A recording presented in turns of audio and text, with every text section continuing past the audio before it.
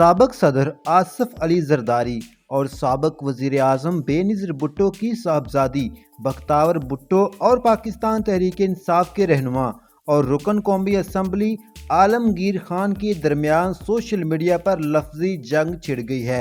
समाजी राब्ते की website Twitter पर रुकन कौमी असम्बली आलमगीर खान ने बख्तावर भुट्टो को मुखातब करते हुए कहा है कि बख्तावर जरदारी कहाँ हैं जिन्होंने मौजूदा हालात सैलाबी सूरत हाल में मुझ पर तनकीद की थी।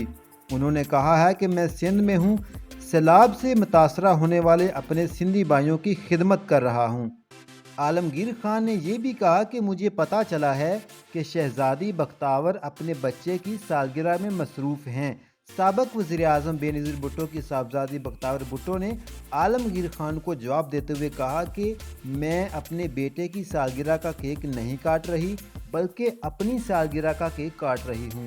बख्तावर भुट्टो का ये भी कहना है कि शुक्र है अल्लाह का, मैं अल्लाह के सामने जवाबदा हूँ जो मेरे अमाल और किरदार का फ़ैसला करता है।